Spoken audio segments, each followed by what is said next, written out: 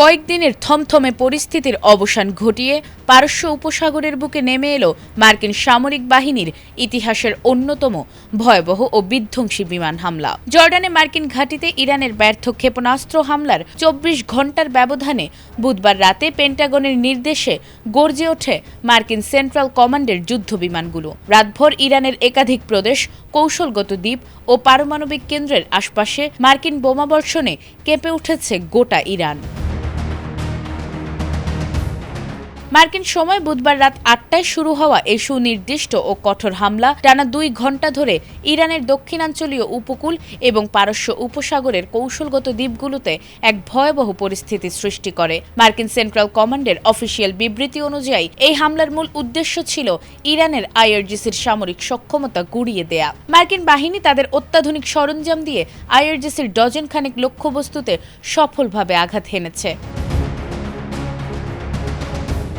এই অভিযানে ইরানের সামরিক কমান্ড সেন্টার, ক্ষেপণাস্ত্র ও ড্রোন কারখানা, মজুতাগার, উপকূলীয় নজরদারি কেন্দ্র, অত্যাধুনিক বিমান প্রতিরক্ষা ব্যবস্থা এবং বাণিজ্যিক জাহাজে হামলায় ব্যবহৃত নৌ সক্ষমতা গুঁড়িয়ে দেয়া হয়।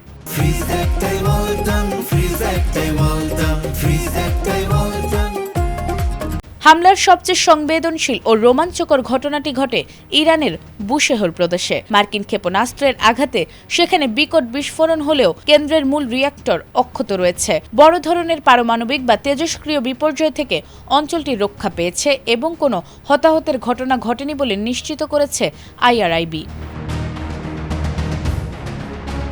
তবে মার্কিন হামলার রেশ থেকে মুক্ত থাকতে পারেনি ইরানের সাধারণ নাগরিকেরা। হরমুজগান প্রদেশের কেশম দ্বীপে একটি আবাসিক ভবন ধসে একই পরিবারের ৫ জন ধ্বংসস্তূপের নিচে চাপা পড়েছেন।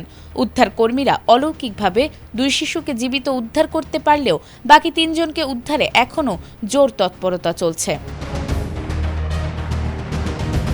খুজেস্তান প্রদেশের তেল সমৃদ্ধ শহর আহভাজের ৭টি সামরিক স্থাপনায় মার্কিন বিমান হামলায় শহরের একটি বড় অংশে বিদ্যুৎ বিপর্যয় ঘটেছে। এছাড়া সাদেগান, আরভান্দোকেনার, আবাদান এবং ফার্স প্রদেশের কাজরুন শহরেও রাতভর বোমা হামলা চালানো হয়েছে। তবে কিশ দ্বীপে ২টি বিস্ফোরণ হলেও সেখানকার বিমানবন্দর ও ফেরি চলাচল স্বাভাবিক রয়েছে এবং সিরিক শহরে কোনো হামলার ঘটনা ঘটেনি। মঙ্গলবার জর্ডানের মার্কিন ঘাঁটিতে ইরানের ব্যালিস্টিক ক্ষেপণাস্ত্র হামলার পর মার্কিন প্রেসিডেন্ট ডোনাল্ড ট্রাম্প যে কঠোর জবাব দেওয়ার হুঁশিয়ারি দিয়েছিলেন, বুধবার রাতের এই হামলা ছিল তারই বাস্তব প্রতিফলন। এই হামলার পর ইরান এখন কী পদক্ষেপ নেয় সেদিকেই এখন তাকিয়ে আছে পুরো বিশ্ব। নাজমুন নাহার জান্নাত, এটিএন বাংলা।